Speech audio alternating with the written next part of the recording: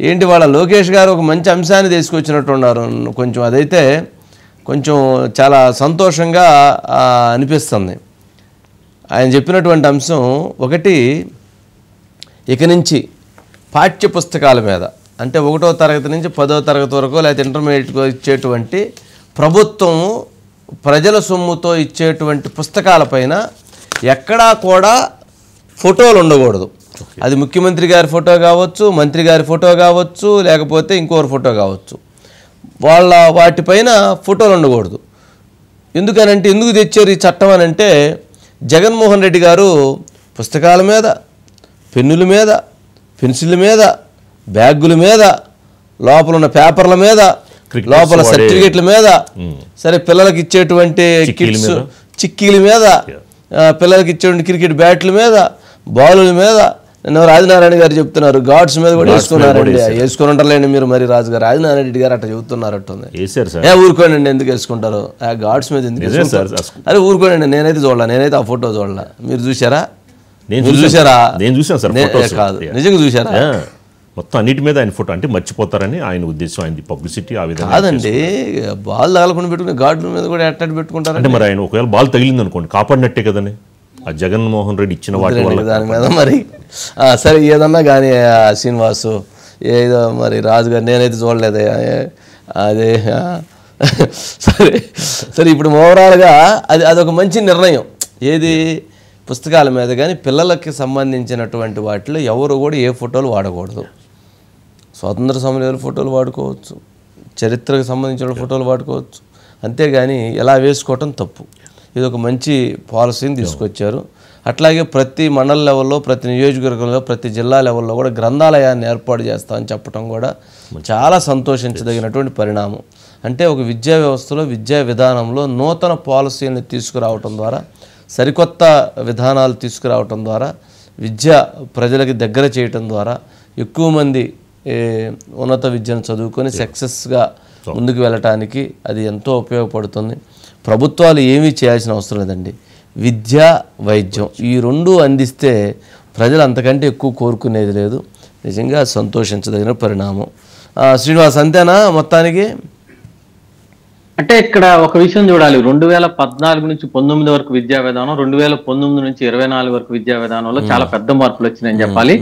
గతంలో 2019 జగన్మోహన్ రెడ్డి రాష్ట్రానికి ముఖ్యమంత్రి కానంత వరకు, అప్పటి వరకు చేసినటువంటి కాంగ్రెస్ ముఖ్యమంత్రులు కావచ్చు, టీడీపీ ముఖ్యమంత్రులు కావచ్చు, కానీ ఎవ్వరు కూడా ఎప్పుడు ప్రభుత్వానికి సంబంధించినటువంటి ఇదేని మీద కూడా, అంటే పుస్తకాలకు సంబంధించిన ఎస్పెషల్లీ విద్యా వ్యవస్థకు సంబంధించినటువంటి దాని మీద దేని మీద కూడా ఆ ముఖ్యమంత్రి బొమ్మ గాని ఆ పార్టీ బొమ్మ గాని వేసిన చరిత్ర లేదు.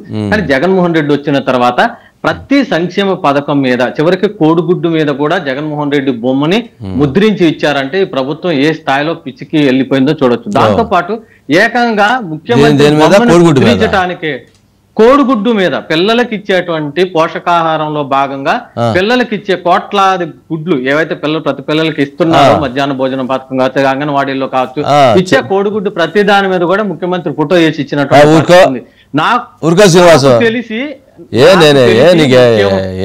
కాదు. ఇప్పుడు కోడిగుడ్డు మీద పెంకు అది ఉంటుంది కదా, పెంకు, మరి పెంకు మీద వేస్తారా, అయితే పెంకు తీసి పెంకు గుడ్డు మీద వేస్తారా? పెంకు మీదే బొమ్మ వేసి చేసినటువంటి దాని గుడ్డు మీద, కోడిగుడ్డు మీద బొమ్మ ఎందుకు వేస్తారు? నాకు తెలిసి జగన్మోహన్ రెడ్డి బొమ్మ వేయని ఒకే ఒక్క పథకం ఉంది. అది ఆడపిల్లలకి ఇచ్చేటువంటి నాప్కిన్స్ మీద మాత్రమే జగన్మోహన్ రెడ్డి బొమ్మ వేల. మీరు మొత్తం జగన్మోహన్ రెడ్డి గారు ప్రభుత్వంలో చేసినటువంటి ప్రతి సంక్షేమ కార్యక్రమంలో చాలా కార్యక్రమాలకి జగనన్న పేరు పెట్టారు, లేకపోతే జగనన్న బొమ్మ వేశారు, కానీ ఆ ఒక్క పథకం మీద మాత్రమే ఎలాంటి పేరు ఎలాంటిది లేకుండా పంపిణీ చేయడం జరిగింది. ఇంట్లో అంటే ప్రతి విషయంలోనూ ప్రభుత్వంలో ప్రతి సంక్షేమానికి మీద ఎలా వేశారు. కానీ లోకేష్ గారు వచ్చిన తర్వాత విద్యా విధానంలో చాలా సమూలమైన మార్పులు తీసుకొచ్చేటువంటి ప్రయత్నం చేస్తున్నారు. ఎక్కడా కూడా మీరు చూశారు, ఇలా అసెంబ్లీలో చాలా స్పష్టంగా ఆయన విద్యా విధానం మీద జగన్మోహన్ రెడ్డి గారి మీద లోకేష్ గారు మాట్లాడిన బయట ఉన్నట్టుంది.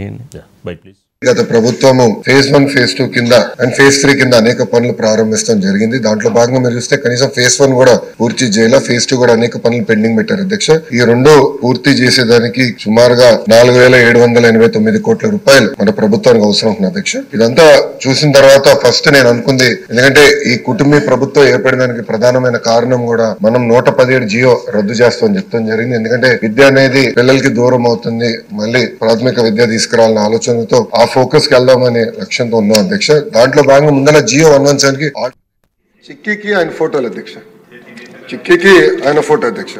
ఓకే అధ్యక్ష, బెల్ట్ పైన ఆయన పేరు అధ్యక్ష. పిల్లలు వేసుకున్న బెల్ట్ పైన జగన్ అన్న విద్యా కానుక. అందరు చూపించాలా? స్క్రీన్ లేదబ్బా, మీకు అందరు పంపిస్తా, అందరు చూడొచ్చు. దెన్ అంటే పబ్లిక్ అంతా చిత్రం ఏంటంటే అధ్యక్ష, పిల్లలు రాసే వర్క్ బుక్ అధ్యక్ష, దానిపైన మాజీ ముఖ్యమంత్రి గారి ఫోటో.